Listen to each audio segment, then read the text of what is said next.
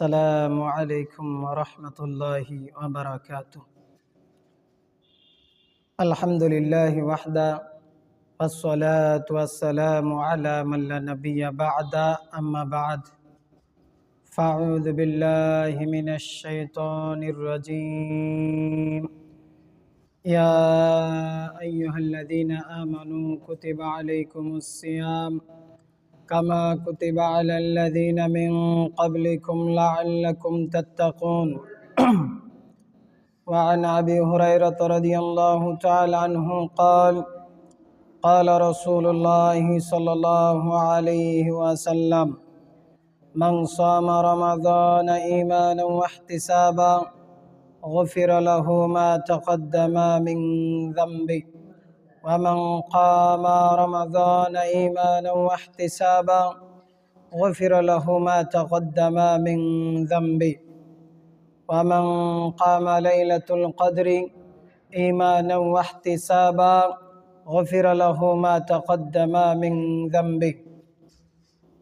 الحديث সম্মানিত উপস্থিত, প্রশংসা সেই মহান আল্লাহ পাক রব্বুল আলামিনের জন্য যে আল্লাহ সুবহানাহু ওয়া তাআলা আমাদেরকে এই রমাদান মাস উপহার দিয়েছেন। পৃথিবীতে অনেক মানুষ এই রমজান মাসের অপেক্ষায় ছিল, রমাদান মাসে সিয়াম পালন করব এই আশা নিয়ে তারা ছিল, কিন্তু আল্লাহ সুবহানাহু ওয়া তাআলা সবাইকে রমজান মাস দান করেননি। অনেক মা বাবা ভাই বোন দাদুরা আছেন, তারা রমজান মাসের পূর্বেই মৃত্যুবরণ করেছেন, তাদের ভাগ্যে আল্লাহ সুবহানাহু ওয়া তাআলা রাখেননি। আলহামদুলিল্লাহ যে আল্লাহ সুবহানাহু ওয়া তাআলা আমাদেরকে এই পবিত্র রমজান মাসকে উপহার দিলেন, এই জন্য আমাদের আনন্দিত হওয়া উচিত। সাহাবায়ে কেরাম এই রমজান মাসকে পাওয়ার জন্য 6 মাস আগে থেকেই আল্লাহ সুবহানাহু ওয়া তাআলার কাছে দোয়া করতেন যে হে আল্লাহ, আমাকে রমজান মাসে সিয়াম পালন করার এবং রমজান মাসে আমাকে পৌঁছে দেওয়ার তৌফিক দান করো। আল্লাহ যেন আমি রমজান মাসে পৌঁছাতে পারি, এই তৌফিক তুমি দান করো। এই বলে সাহাবায়ে কেরাম এবং সালাফগণ আল্লাহ তাআলার নিকট 6 মাস আগ থেকেই দোয়া করতেন।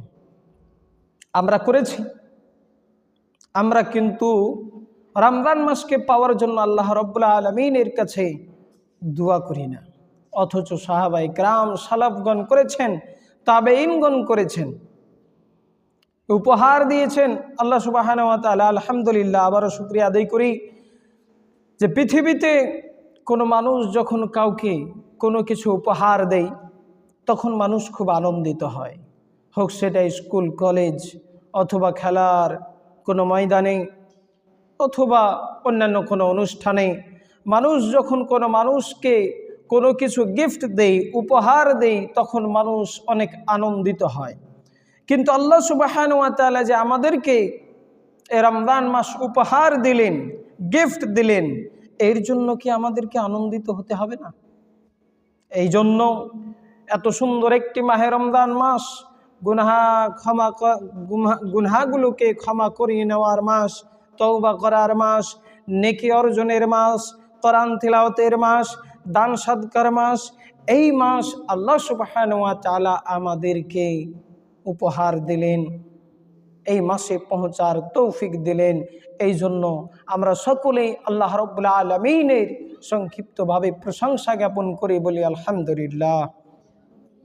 অতঃপর দরুদ ও সালাম বর্ষিত হোক প্রিয় নবী মুহাম্মদ রাসূলুল্লাহ সাল্লাল্লাহু আলাইহি ওয়াসাল্লামের প্রতি। আল্লাহুম্মা সাল্লি আলাইহি আল্লাহুম্মা বারিক আলাইহি।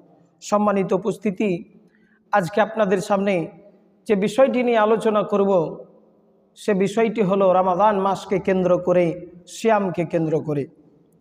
এই রমজান মাসে আমরা কি আমল করব এবং যা আমল করব, যে আমরা সিয়াম পালন করব, এই সিয়াম পালন করলে আমাদের ফজিলত কি, এবং এই সিয়াম পালনের ক্ষেত্রে আল্লাহ সুবহানাহু ওয়া তাআলা কতটা গুরুত্ব দিয়েছেন। সিয়াম যদি না পালন করি তাহলে আমার শাস্তি কি হবে, এবং কিছু তারাবি নিয়ে আজকের আলোচনা আমি এটি করব। আল্লাহ সুবহানাহু ওয়া তাআলা যেন আমাকে আপনাদের সামনে বলার এবং এই আলোচনা শোনার পরে সকলকে যেন এর প্রতি আমল করার তৌফিক দেন। ওমা তৌফিকি ইল্লা বিল্লাহ তাওয়াক্কালতু ওয়া ইলাইহি উনীব। সম্মানিত উপস্থিতি, আল্লাহ সুবহানাহু ওয়া তাআলা এই সিয়ামকে গুরুত্ব দিয়েছেন। সিয়ামের ব্যাপারে সূরাতুল বাকারাতে আল্লাহ সুবহানাহু ওয়া তাআলা বলেছেন, ইয়া আইয়ুহাল্লাযীনা আমানু কুতিবা আলাইকুমুস সিয়াম, হে ঈমানদারগণ, আল্লাহ রাব্বুল আলামিন তোমাদের উপরে সিয়ামকে ফরজ করেছেন। কুতিবা আলাইকুমুস সিয়াম, আল্লাহ রাব্বুল আলামিন আমাদের উপরে এই সিয়ামের বিধান দিয়েছেন। কামা কুতিবা আলাল্লাযীনা মিন ক্বাবলিকুম, এবং তোমাদের পূর্বে যারা এসেছিল পূর্ববর্তী নবী রাসূলগণ তাদের প্রতি এই সিয়ামের বিধান দেওয়া হয়েছিল। তার মানে বোঝা গেল যে আল্লাহ সুবহানাহু ওয়া তাআলা শুধু আমাদের উপরেই যে সিয়ামের বিধান দিল এমন কোনো কথা নয়। পূর্বে যে নবী রাসূলগণ এসেছিলেন, ইব্রাহিম আলাইহিস সালাতু ওয়াস সালাম, মূসা আলাইহিস সালাতু ওয়াস সালাম, দাউদ আলাইহিস সালাতু ওয়াস সালাম, ইয়াকুব আলাইহিস সালাতু ওয়াস সালাম, এইভাবে প্রত্যেকটা নবী রাসূলগণের উপরেও এইভাবে সিয়ামের বিধান দেওয়া হয়েছিল, শুধু তোমাদের উপরেই নয়।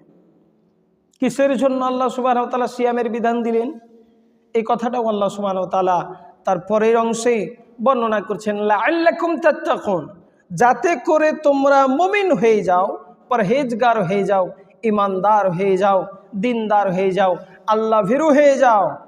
এই জন্য তোমাদের উপরে সিয়ামকে ফরজ করা হলো, সিয়ামের বিধান দেওয়া হলো। সিয়ামের বিধান এই জন্য দেওয়া হলো যাতে করে তোমরা মুত্তাকিন হয়ে যাও। আজকে দুনিয়াতে মানুষ বেঈমানি করছে, মুমিন নাই। অনেক মানুষ মুমিন নাই, বেঈমানি করছে, চুরি করছে, ডাকাতি করছে, মানুষের ধন সম্পদকে লুটে নিচ্ছে, ওজনে কম দিচ্ছে। এইভাবে মানুষ ইমানদার থাকে না। এই কারণে আল্লাহ সুবহানাহু ওয়া তাআলা সিয়ামের বিধান দিয়েছেন, লাআল্লাকুম তাত্তাকুন, যাতে করে তোমরা মুমিন হয়ে যাও, বেঈমানি আর না করো, বাটপারি আর না করো, চুরি চামারি না করো, কোনো মানুষের ধন সম্পদকে লুটপাট না করে নাও। এই জন্য তোমাদের উপরে লাআল্লাকুম তাত্তাকুন, তোমরা যাতে মুমিন হয়ে যাও, এই জন্য তোমাদের উপরে এই সিয়ামের বিধানকে আল্লাহ রাব্বুল আলামিন দিলেন। তো এইখান থেকে আমরা এই সিয়ামের গুরুত্ব বুঝতে পারলাম। সিয়ামের ফজিলত কি? সিয়াম যদি আমরা পালন করি তাহলে আমাদের লাভ কি, ফজিলত কি? আল্লাহ রাসূল সাল্লাল্লাহু আলাইহি ওয়াসাল্লাম একটি হাদিসের মধ্যে বলছেন, জান আবি হুরায়রা রাদিয়াল্লাহু তাআলা আনহু, তিনি বর্ণনা করছেন, ক্বালা রাসূলুল্লাহ সাল্লাল্লাহু আলাইহি ওয়াসাল্লাম, আল্লাহ নবী সাল্লাল্লাহু আলাইহি ওয়াসাল্লাম বলেছেন, মান সামা রমাদান, যে ব্যক্তি রমজান মাসে সিয়াম পালন করলো, ঈমানান ওয়া ইহতিসাবা, ঈমানের সঙ্গে, ওয়া ইহতিসাবা এবং সওয়াবের আশায়, তাহলে আল্লাহ রাসূল বলছেন, গুফিরা লাহু মা তাকদ্দামা মিন যামবিহি, তার পূর্বেকার সমস্ত গুনাহকে আল্লাহ সুবহানাহু ওয়া তাআলা ক্ষমা করে দেবেন। সুবহানাল্লাহ, যত সাগীরা গুনাহ আছে আল্লাহ ক্ষমা করে দেবেন শুধুমাত্র সিয়াম পালন করার জন্য। তাহলে সিয়াম পালন করলে আমরা এর ফজিলত জানতে পারলাম। তবে এখানে আল্লাহ সুবহানাহু ওয়া তাআলা কিছু শর্ত দিয়েছেন। সিয়াম পালন করলে পূর্বের সমস্ত গুনাহগুলোকে আল্লাহ রাব্বুল আলামিন ক্ষমা করে দেবেন। তবে শর্ত হলো ঈমান ওয়া ইহতিসাবা, ঈমানের সঙ্গে সিয়াম পালন করতে হবে, ওয়া ইহতিসাবা এবং সওয়াবের আশায় এই সিয়াম রাখতে হবে। ঈমানের সঙ্গে এবং সওয়াবের আশায় যে আজকে যে সিয়ামটা পালন করব, এই সিয়াম যদি পালন করি, এই সিয়াম পালন করার জন্য আল্লাহ রাব্বুল আলামিন আমাকে নেকি দেবেন, আমাকে সওয়াব দেবেন। আল্লাহর সন্তুষ্টির জন্যে, আল্লাহর সন্তুষ্টির জন্যে যদি কোনো ব্যক্তি নেকির উদ্দেশ্যে সওয়াবের আশায় যদি সিয়াম পালন করে ঈমানের সাথে, তাহলে গফিরা লাহু মা তাকদ্দামা মিন যামবি, তার পূর্বেকার সমস্ত গুনাহ ক্ষমা করে দেওয়া হবে। নচেত যদি আপনি ঈমানের সাথে এবং সওয়াবের আশায় রোজা না রাখেন, সিয়াম পালন না করেন, তাহলে এই ফজিলতের অধিকারী আপনি হবেন না। এই হাদিস থেকে বোঝা যায়। আজকে বলুন তাহলে, অনেক মানুষ যারা মানুষকে দেখানোর জন্য সিয়াম পালন করছেন, আল্লাহর সন্তুষ্টির জন্য নয়, ঈমানের সাথে নয়, এবং সওয়াবের কোনো আশাই নয়, সিয়াম পালন করছেন শুধুমাত্র মানুষকে দেখার জন্যে, তাহলে এর জন্য আপনার কি সমস্ত গুনাহ পূর্বেকার ক্ষমা হয়ে যাবে? আপনি বলুন। তো আল্লাহ সুবহানাহু ওয়া তাআলা ক্ষমা করবেন যদি সওয়াবের আশায় আপনি সিয়াম পালন করেন। তাহলে অধিকাংশ মানুষ আজকে সিয়াম পালন করছে মানুষকে দেখানোর জন্য। রমজান মাস আসতে গেলেই মসজিদগুলো ভরে যায়, নামাজি ভরে যায়, মসজিদে জায়গা পাওয়া যায় না। তার মানে ভাবুন, এই ব্যক্তি কিসের জন্য এই রমজান মাসে সিয়াম পালন করেছে এবং মসজিদে নামাজ পড়তে এসেছে। এই ব্যক্তি যদি আল্লাহর সন্তুষ্টির জন্য সিয়াম পালন করত, এই ব্যক্তি যদি আল্লাহর সন্তুষ্টির জন্য সওয়াবের আশায় ঈমানের সাথে যদি সিয়াম পালন করত, তাহলে এই শুধুমাত্র 12 মাসের মধ্যেই রমজান মাসেই তাকে দেখা যেত এমনটা ছিল না। তাকে 12 মাসের মধ্যে 12 মাসে মসজিদের মধ্যে দেখা যেত, কিন্তু 12 মাসের মধ্যেই 11 মাস তাদেরকে দেখা যাচ্ছে না। কিন্তু রমাদান মাসে কেন তারা 5 ওয়াক্ত মুসল্লি হয়ে এই মসজিদকে পরিপূর্ণ করে দেয়? তাহলে ভাবুন, এই লোকটি সিয়াম পালন করেছে, নামাজ ধরেছে কাকে দেখানোর জন্য? অথচ আল্লাহ সুবহানাহু ওয়া তাআলা বলেছেন, সেই সব মানুষরা ধ্বংস আল্লাযীনা হুম ইউরাউন, যারা মানুষকে দেখানোর জন্য সালাত আদায় করে।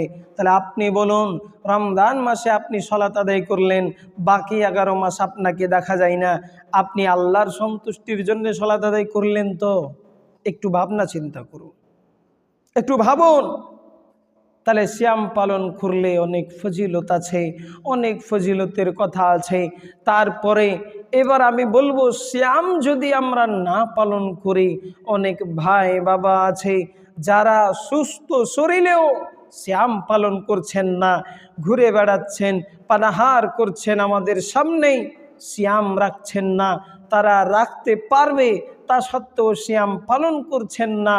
এই সিয়াম যদি কোনো ব্যক্তি না পালন করে, ফরজ সিয়ামগুলো, রমজান মাসের সিয়াম, তাহলে এর শাস্তি কি হতে পারে, এর পরিণতি কি? রাসূল সাল্লাল্লাহু আলাইহি ওয়াসাল্লাম বলছেন, আমাকে একদিন স্বপ্নের মাধ্যমে জাহান্নাম দেখানো হলো। আমি জাহান্নাম যখন দেখতে গেলাম, জাহান্নামের মধ্যে দেখছি কিছু সংখ্যক মানুষকে পাগুলো উপরে করে দিয়ে, মাথা নিচে করে দিয়ে, পাগুলোর গোড়ালির উপরে বেঁধে তাদেরকে লটকানো আছে, এবং তাদের পাগুলো চিরে ফেটে ফেটে রক্ত বেরিয়ে ঝরে ঝরে পড়ছে। রাসূল সাল্লাল্লাহু আলাইহি ওয়াসাল্লাম বলছেন, আমি জিজ্ঞেস করলাম, ওই ব্যক্তিরা কারা যাদেরকে উল্টোভাবে জাহান্নামের মধ্যে টাঙানো আছে এবং পাগুলো ফেটে চিরে তাদের পা দিয়ে রক্ত বেরিয়ে ঝরে ঝরে পড়ছে? ওই সব ব্যক্তিগুলো কারা? উত্তরে বলা হলো, ওই সব ব্যক্তি ওরা যারা রমজানের, যারা সিয়াম পালনের, যারা রোজা করেছে, সিয়াম পালন করেছে, কিন্তু ইফতার করেছে সময়ের পূর্বে। এরা ওই সব ব্যক্তিরা, ওদের এই রকম শাস্তি দেওয়া হচ্ছে। তাহলে ভাবুন, যেই ব্যক্তিগুলো সিয়াম পালন করেছে, রোজা রেখেছে, অথচ সিয়াম পালন করার পরেও ইফতার করেছে সামান্য সময়ের পূর্বে, 1 মিনিট, 2 মিনিট, 5 মিনিট, তো সময়ের একটু পূর্বে যদি ইফতার করার কারণে, সময়ের একটু আগেই ইফতার করে নেওয়ার কারণে একজন রোজাদারের যদি এই রকম শাস্তি হয়, তাকে উল্টোভাবে লটকে যদি জাহান্নামের মধ্যে টাঙানো হয়, তাহলে যেই সব ব্যক্তিরা সিয়ামই পালন করে না, যারা রোজাই রাখে না টোটালি, তাদের শাস্তি কি ধরনের হতে পারে চিন্তা ভাবনা করুন। চিন্তা ভাবনা করুন তাদের শাস্তি কি ধরনের হবে। সম্মানিত উপস্থিতি, আপনাদেরকে আমি অনুরোধ করব, বিশেষ করে রমজান মাসের সিয়ামকে ছাড়বেন না। যে কোনো মূল্যেই হোক রমজান মাসের সিয়াম পালন করার চেষ্টা করবেন। না হলে রমজান মাসের সিয়াম যদি পালন করেন এর ফজিলত, এবং অন্যান্য দিনের সিয়াম পালন করলেও এরও ফজিলত, তাহলে ফজিলত যেমনভাবে আছে ঠিক তেমনই যদি রমাদান মাসের সিয়াম আপনি পালন না করেন তাহলে এর জন্য ভয়াবহ পরিণতি আছে। এর জন্য আল্লাহ সুবহানাহু ওয়া তাআলা কঠিন শাস্তির ব্যবস্থা করেছেন। এই জন্য আল্লাহ সুবহানাহু ওয়া তাআলা যেন আমাদের সকলকেই এই রমজান মাসের সিয়াম পালন করার তৌফিক দেন, আল্লাহুম্মা আমিন। এবারে আসি আল্লাহ নবী সাল্লাল্লাহু আলাইহি ওয়াসাল্লাম এর তারাবি সালাত, তাহাজ্জুদের সালাত কি ধরনের ছিল, এবং তাহাজ্জুদের সালাত আদায় করার অনেক ফজিলত আছে। আবু হুরায়রা রাদিয়াল্লাহু তাআলা আনহু থেকে একটি সহিহ মুসলিমের মধ্যে হাদিসটি বর্ণনা হয়েছে যে আল্লাহ নবী সাল্লাল্লাহু আলাইহি ওয়াসাল্লাম বলেছেন, আফদালুস সালাহ, সর্বোত্তম সালাত হলো বা'দাল ফরিদা, ফরজ সালাতের পরে সালাতুল লাইল, রাতের সালাত। তাহলে সর্বোত্তম সালাত ফজর, জোহর, আসর, মাগরিব, এশাই, ফরজ সালাতগুলোর পরে পরেই আফদালুস সালাত, সর্বোত্তম সালাত যেটা হলো সেটা হলো সালাতুল লাইল, মানে রাতের সালাত, তাহাজ্জুদের সালাত, তারাবি সালাত যেটা পড়ছেন, সর্বোত্তম সালাত। তাহলে তারাবি সালাতেরও অনেক ফজিলত রয়েছে। কিন্তু আমরা যেই তারাবি সালাত আদায় করছি আমরা জানি না যে এই ফজিলতের এবং তাহাজ্জুদের ফজিলতের আমরা অধিকারী হতে পারবো কিনা। কারণ রাসূল সাল্লাল্লাহু আলাইহি ওয়াসাল্লামের তাহাজ্জুদের, তারাবি সালাতের কোয়ালিটি আলাদা ছিল, কিন্তু আমাদের সালাতের কোয়ালিটি হয়ে গেছে আলাদা। এই বিষয়টি এখন প্রায় জায়গাতেই হচ্ছে, তারাবি সালাত আদায় করা হচ্ছে কিন্তু রাসূল সাল্লাল্লাহু আলাইহি ওয়াসাল্লামের পদ্ধতিতে নয়। আবু সালামা রাদিয়াল্লাহু তাআলা আনহু তিনি বর্ণনা করছেন, আয়েশা রাদিয়াল্লাহু তাআলা আনহুকে জিজ্ঞাসা করলেন আবু সালামা যে আল্লাহ রসুলের রাতের সালাত কেমন ছিল, রাসূল সাল্লাল্লাহু আলাইহি ওয়াসাল্লামের রাতের সালাত কেমন ছিল। আয়েশা রাদিয়াল্লাহু তাআলা আনহা তিনি বললেন যে আল্লাহ নবী সাল্লাল্লাহু আলাইহি ওয়াসাল্লাম রাতে 4 রাকাত সালাত আদায় করতেন, এবং তুমি এটা জিজ্ঞেস করো না যে তার সালাতের কোয়ালিটি কত সুন্দর ছিল, তার সালাতের কোয়ালিটি, সৌন্দর্য কত সুন্দর ছিল, এই ব্যাপারে তো জিজ্ঞেসই করো না। ওয়াতুলিহিন্না, এবং সেটা দীর্ঘতা যে কত ছিল তুমি জিজ্ঞেসই করো না। সুম্মা ইউসাল্লি, তারপরে আবার সালাত আদায় করলেন, আর 4 রাকাত আবার সালাত আদায় করলেন। আয়েশা রাদিয়াল্লাহু তাআলা আনহা তিনি বলছেন যে এই 4 রাকাতের সালাতের কোয়ালিটি এত সুন্দর ছিল, সৌন্দর্যের দিক থেকে, ওয়াতুলিহিন্না, এবং দীর্ঘতার দিক থেকে এত সুন্দর ছিল, এ ব্যাপারে তো তুমি জিজ্ঞেসই করো না। তারপরে তিনি 3 রাকাত পড়ে 11 রাকাত পড়তেন। 11 রাকাতের বেশি আল্লাহ নবী সাল্লাল্লাহু আলাইহি ওয়াসাল্লাম তাহাজ্জুদের সালাত আদায় করতেন না, এটা আয়েশা রাদিয়াল্লাহু তাআলা আনহা তিনি বলছেন। তাহলে তার স্ত্রী আয়েশা রাদিয়াল্লাহু তাআলা আনহু, তার সবচাইতে কাছের মানুষ, প্রিয় মানুষ, তিনি বলছেন যে আল্লাহর নবী রাতে সালাত আদায় করলেন, আর ওই সাহাবীকে বলছেন আবু সালামাকে, তুমি জিজ্ঞেস করো না যে রাসূল সাল্লাল্লাহু আলাইহি ওয়াসাল্লামের সালাতের সৌন্দর্য কত সুন্দর ছিল, কোয়ালিটির দিক থেকে কত সুন্দর ছিল, এবং তার সালাতের দীর্ঘতা কত সুন্দর ছিল। আপনি ভাবুন, আজকে সমাজে, আমাদের সমাজে 11 রাকাত সালাত আদায় করা হয়, আমাদের সালাতের কোয়ালিটি কীরকম, আমাদের তারাবি সালাতের কোয়ালিটি কীরকম হচ্ছে, এবং যারা 20 রাকাতও পড়ে তাদের কোয়ালিটি কীরকম। আর রাসূল সাল্লাল্লাহু আলাইহি ওয়াসাল্লামের কোয়ালিটি কি ধরনের ছিল? আজকে আমরা 11 রাকাত সালাত আদায় করি, তাও আবার কোয়ালিটি রাসূল সাল্লাল্লাহু আলাইহি ওয়াসাল্লামের মতো নয়, সাহাবায়ে কেরামের মতো নয়, তাবেঈনগণদের মতো নয়, সালাফদের মতো নয়। আমরা সালাত আদায় করি আমাদের মন মতো। একদিন যদি ইমাম সাহেব আধ ঘন্টার বেশি লাগিয়েছে, তাহলে আমরা উঠে দাঁড়াই। ইমাম সাহেব আপনি দেরি করে দিলেন, ওইখানে 25 মিনিটে হচ্ছে আপনি আধ ঘন্টা, ওইখানে আধা ঘন্টাই হচ্ছে আপনি 1.25 ঘন্টা লাগিয়ে দিলেন, ওখানে 1.25 ঘন্টা আপনি 1 ঘন্টা লাগিয়ে দিলেন। এই তো হচ্ছে আমাদের হাল। তাহলে আমাদের সালাতের কোয়ালিটি কি ধরনের হবে? এমনও কিছু যুবককে বলতে শুনেছি, যারা রাস্তাঘাটে বলেন, সমাজের মধ্যে আমি দেখেছি শুনেছি, তারা বলে তারাবি সালাত আদায় করতে আসে যখন, অনেকেই বলেছেন যে ওই মসজিদে যাব না, ওই মসজিদে তারাবি সালাত আদায় করতে যাব না, ওই দিকের মসজিদে চলো, এখানে 1.25 ঘন্টা লেগে যাচ্ছে, ওইখানে মোটামুটি 35 মিনিটে শেষ হয়ে যাচ্ছে।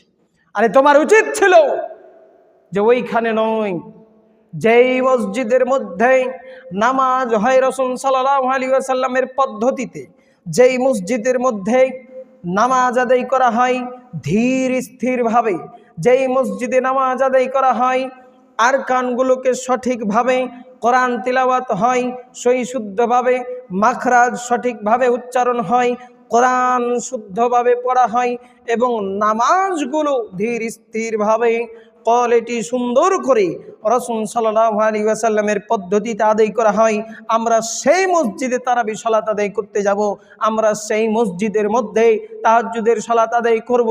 কিন্তু তুমি যুবক বলছো যেখানে তাড়াতাড়ি হয় সেই মসজিদে যাব, তাহলে বলুন তোমার ব্যাপারে কি করা উচিত? রাসূল সাল্লাল্লাহু আলাইহি ওয়াসাল্লাম বললেন, সাল্লু কামা রাআইতুমুনি উসাল্লি, আমাকে যেভাবে তোমরা সালাত আদায় করতে দেখেছো ঠিক তেমন ভাবেই তোমরা সালাত আদায় করবেন। তাহলে বলেন তো রাসূল সাল্লাল্লাহু আলাইহি ওয়াসাল্লাম কিভাবে সালাত আদায় করেছেন, আর আল্লাহ রাসূল যা বলেছেন ওই অনুযায়ী কি আমাদের সালাত হচ্ছে? অথচ আমরা হাদিস শুনেছি অনেকেই যে রাসূল সাল্লাল্লাহু আলাইহি ওয়াসাল্লামের কাছে একজন ব্যক্তি সালাত আদায় করলেন এবং এসে সালাম দিলেন। আল্লাহর নবী বারান্দায় বসেছিলেন, সালাম দিলেন। সালাম দেওয়ার পরে আল্লাহর নবী বলছেন, উত্তর দেওয়ার পরে, ফারজিই, ফিরে যাও, ফাসাল্লা, সালাত আদায় করো, তুমি তো সালাতই আদায় করোনি। ব্যক্তি আবার সালাত আদায় করলেন, আবার আল্লাহ রাসূলের কাছে এসে সালাম দিলেন, উত্তর দিয়ে আল্লাহর নবী বলছেন, ফারজিই, ফিরে যাও, ফাসাল্লা, সালাত আদায় করো, তুমি সালাত আদায় করোনি।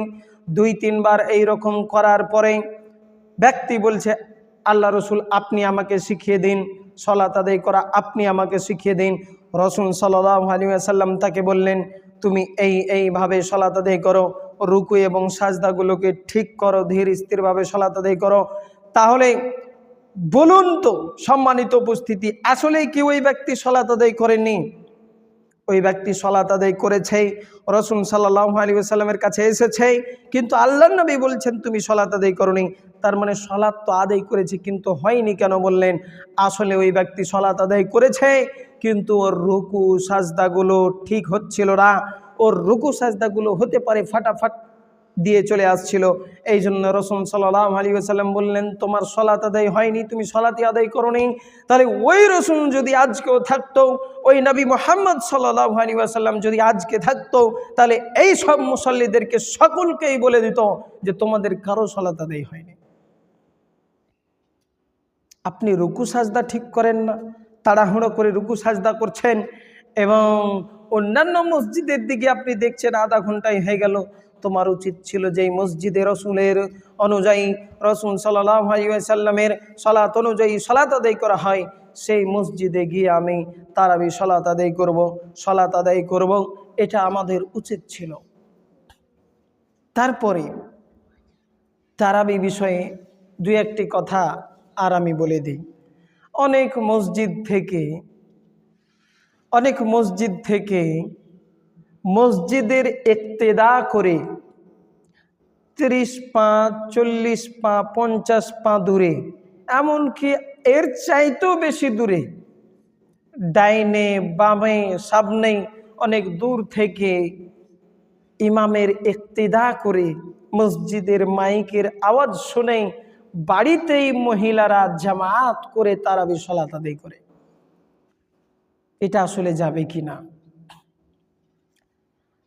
আত-তাহরিক পত্রিকায় এটা প্রশ্ন করেছিলেন একজন, যে ইমামের আওয়াজ আমার স্ত্রী মসজিদ থেকে বাড়িতে শুনতে পায়, আর মসজিদের কাতার থেকে আমার বাড়িটা হলো 30 পা মতো। তো এই অবস্থায় আমার স্ত্রী ওই মসজিদের ইমামের মাইকের আওয়াজের সাথে সাথে তার ইক্তিদা করে কি বাড়িতে তারাবি সালাত আদায় করতে পারবে? উত্তরে আত-তাহরিক পত্রিকায় দিয়েছেন যে পারবে না। কারণ তারা বলেছেন মসজিদ আলাদা, বাড়ি আলাদা। মসজিদ এবং বাড়ি হচ্ছে পৃথক পৃথক। এইভাবে তারাবি সালাত আদায় করা যাবে না। উল্লেখ্য যে তারাবি সালাত আদায় করা যাবে যেভাবে, সেটাও তারা বর্ণনা করেছেন যে মসজিদের কাতার থেকে যদি কিছুটা দূরে হয়, অল্প কিছু দূরে যদি হয়, কিছুটা মসজিদের কাতার থেকে কিছুটা দূর হতে পারে, সেটা মাঠে হতে পারে, সেটা কোনো খোলা ময়দানে, অথবা হতে পারে মসজিদের পরে, এইরকম কিছুটা ছাড়া যদি কোনো কাতার হয়, সেটা মহিলার হোক কিংবা কোনো পুরুষের হোক, তাহলে